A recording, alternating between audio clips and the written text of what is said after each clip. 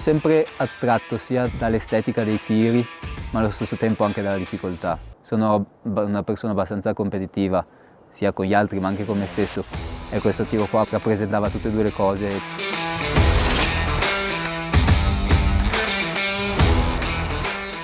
Io sono di questa zona qui, quindi il posto l'avevo già visto, ero già venuto diverse volte a vedere questo settore che pensavo sempre di chiodare, ho detto prima o poi inizierò.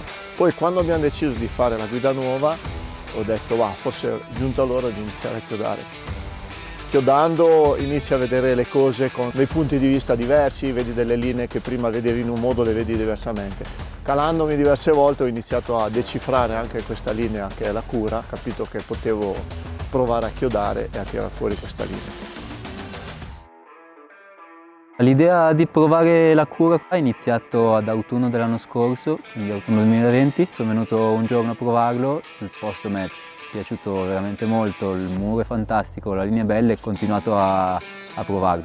Sono tornato ad autunno di quest'anno, sono riuscito a farlo, quindi 7 giornate in totale, ne è valsa la pena.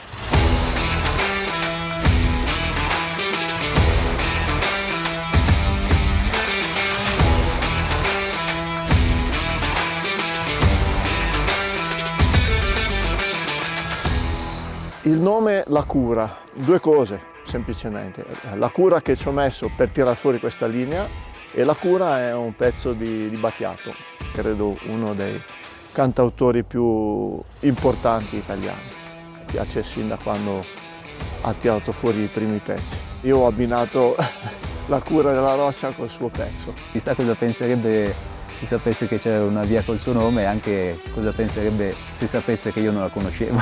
Un professore come lui, spiegandogli due cose sull'arrampicata, riuscirebbe a capire e a trovare i collegamenti che ci facciamo magari noi quando chiudiamo le vie, e quindi credo che ne sarebbe soddisfatto e contento.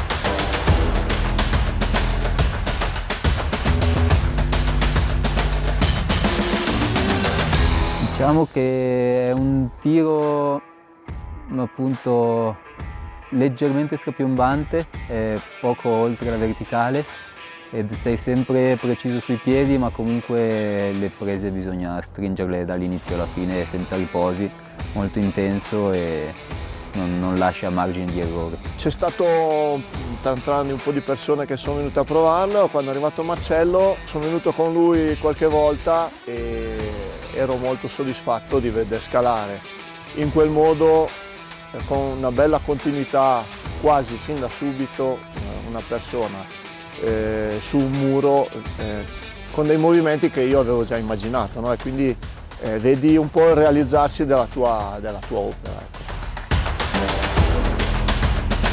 Queste vie appunto che devono ancora essere liberate sono anche una sfida con se stessi, è un OVA, è un grado alto per me, però avevo capito abbastanza da subito che era una via fattibile.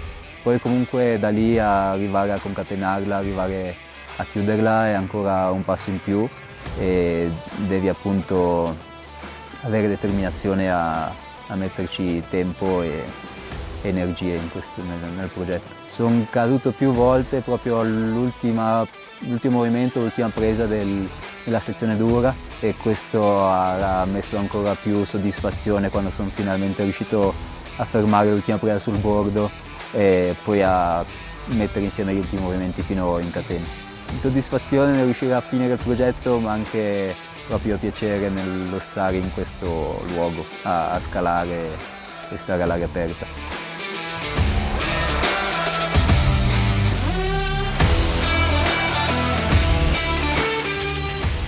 La roccia è molto bella, sì, è questo muro molto compatto, liscio, poi anche il paesaggio intorno in questo bosco, così i colori, anche d'autunno quando sono venuto a provarla ci sono sempre tutti gli alberi arancioni ed è fantastico.